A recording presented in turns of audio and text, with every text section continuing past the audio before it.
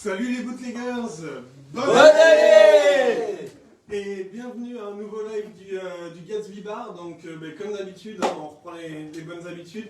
Je suis là pour vous montrer comment réaliser 2 recettes de cocktails à la maison, 2 recettes qui sont assez simples à réaliser. Aujourd'hui, on va être sur le grand classique, le Manhattan, et un autre grand classique, mais qui est un peu moins connu en France, qui s'appelle le Brandy Alexander.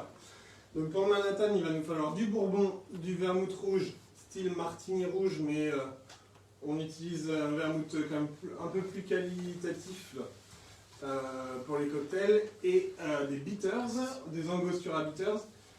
Et pour le Brandy Alexander, c'est très simple également, on va être sur des parts égales de cognac, de crème de cacao et de crème liquide. Je voulais également vous remercier d'avoir été aussi nombreux à suivre le MD Gatsby Land Show. On espère vraiment que ça vous a plu. Et on vous souhaite tout plein de bonnes choses pour cette nouvelle année, bien entendu.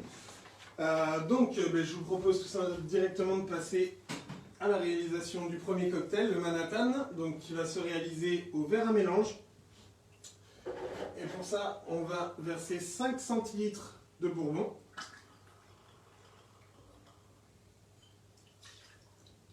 Alors comme d'habitude, n'oubliez pas de préparer votre verre à l'avance. Vous pouvez le placer au congélateur ou le remplir de glace. Donc, on va réaliser le cocktail de préférence dans une coupe ou un verre à martini. Sauf si vous préférez le boire sur glace, et dans ce cas on va le faire dans un verre rocks, dans un verre old fashion, comme ceci. Ensuite, on va pouvoir verser 2 centilitres et demi de vermouth rouge. Alors c'est un cocktail qui a plusieurs variantes. Là on va être sur le Manhattan classique. On va aussi avoir le dry Manhattan où on va remplacer le vermouth rouge par du dry vermouth, donc du vermouth sec, comme le Martini Dry, où on va avoir le Noilly Prat aussi, qui est une très bonne marque de vermouth sec. Et après vous avez le Manhattan Perfect où on a moitié vermouth rouge et moitié dry vermouth sec. Et ensuite on va ajouter 3 traits d'Angostura bitters. Alors les Angostura bitters, comme je l'ai dit dans un live précédent, c'est vrai que c'est un produit qui est assez difficile à se procurer. Mais si vous voulez, vous avez le comptoir irlandais à Angers qui en vend. Ça peut être utile de le savoir. Ensuite, on va mettre une bonne pelle de glace dans le verre à mélange. Avec une cuillère, c'est plus facile.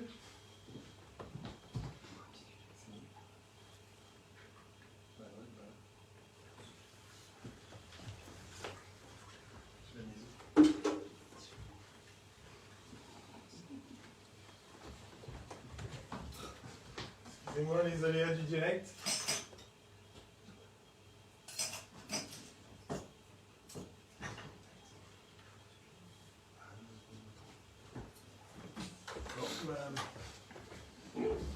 On va faire comme à la maison, on va faire avec ce qu'on a sous la main.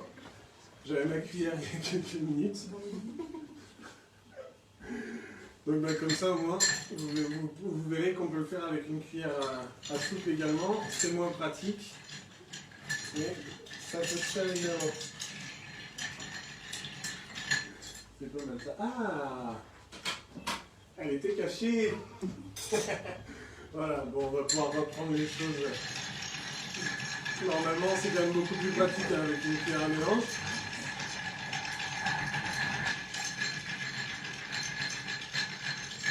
Donc voilà, on va pouvoir mélanger pendant une dizaine de secondes à peu près. On ne va pas mélanger trop longtemps non plus pour ne pas apporter trop de dilution. Ensuite, on va pouvoir se débarrasser des glaçons qui sont dans le verre. Passer un strainer sur le verre à mélange. Alors, j'utilise un julep strainer qui est le strainer historique en fait, la passoire historique pour le verre à mélange.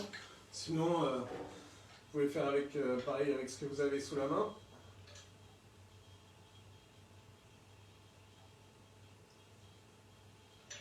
Comme ceci.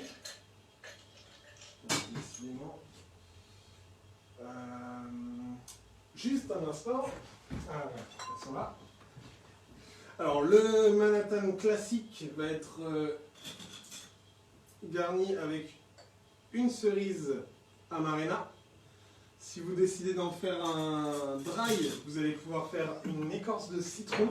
Et pour un perfect, comme on utilise les deux vermouths, on va utiliser les deux décorations. Donc la cerise amarena dans le cocktail et le zeste de citron par-dessus. Donc voici donc le Manhattan, qui est un de mes cocktails préférés. Et ensuite, je vous propose de passer à la réalisation du Brandy Alexander, qui va se réaliser au shaker. Alors c'est un cocktail qui se réalisait originellement avec du gin, mais la version la plus populaire aujourd'hui est celle au brandy, donc avec du cognac. On peut aussi le faire à la vodka, on peut le faire avec pas mal de spiritueux, mais le meilleur pour moi reste celui au cognac. Donc c'est très simple, on va mettre par égal, donc 3 centilitres de chaque ingrédient, 3 centilitres de cognac. Encore une fois, on va vouloir rafraîchir le verre, bien entendu, soit au congélateur, soit en le remplissant de glace. 3 centilitres de crème de cacao brun de préférence.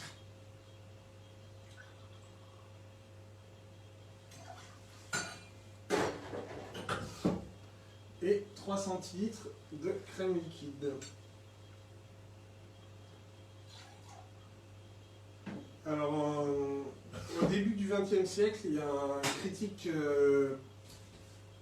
des cocktails qui a écrit que le Brandy Alexander était encore meilleur avec du blanc d'œuf dedans. Vous pouvez le faire si vous aimez vraiment les qui sont encore plus onctueux, encore plus doux. Par contre, c'est plus évident à faire si vous en faites plusieurs ensemble, parce qu'un blanc d'œuf entier pour le cocktail, ça va faire un peu trop. C'est pour ça que j'ai décidé de ne pas l'utiliser aujourd'hui. Si vous le faites, je vous invite à regarder la vidéo où je réalise le whisky sour pour la technique du shake avec le blanc d'œuf, parce qu'on va vouloir d'abord faire un dry shake, c'est-à-dire shaker sans glaçons, et ensuite ouvrir le shaker, rajouter des glaçons et refaire un deuxième shake pour bien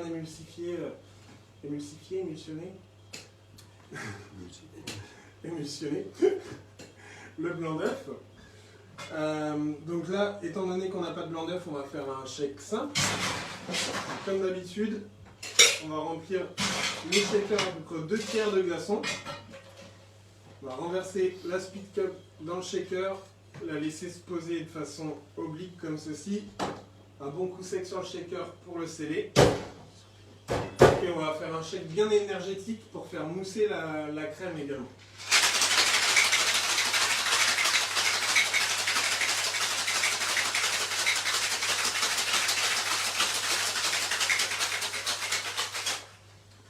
Et voici. Ensuite, je vous refais les étapes parce que ça fait un petit bout de temps que je ne vous ai pas parlé. On va avoir les deux parties du shaker qui se touchent, on va les mettre face à nous. On va placer le pouce de la main faible à l'endroit où ça se touche, l'index sur la speed cup pour la sécuriser, pour pas qu'elle s'en aille. On va taper un bon coup sec avec le poignet en haut du shaker, là où il y a un peu d'espace. Comme ceci. Ensuite, on va se débarrasser des glaçons qui sont dans le verre.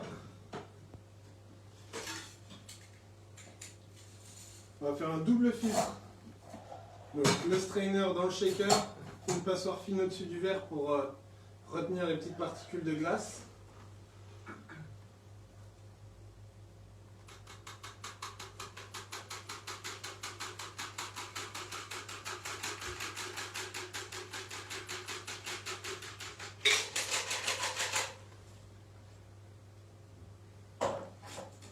Comme ceci. Alors pour la décoration, c'est un cocktail qui peut se servir soit sans décoration, soit on peut râper du chocolat par exemple par-dessus. On peut mettre des grains de café aussi. Ou alors on peut, pour ceux qui en ont à la maison, je pense que c'est pas très commun, rajouter des gouttes de bitters de chocolat qui vont venir faire une petite décoration sur le verre et qui vont ajouter un peu d'amertume. et ça nous donne le Brandy Alexander. Très bon cocktail après manger, surtout de ce temps-là, c'est onctueux, c'est riche, c'est exactement ce qu'il nous faut, c'est chaleureux. Voilà. Merci de m'avoir suivi, merci d'être avec nous pour nos lives hebdomadaires, même si ça faisait un petit bout de temps. Encore une fois, bonne année, je vous dis à la prochaine fois et surtout prenez bien soin de vous.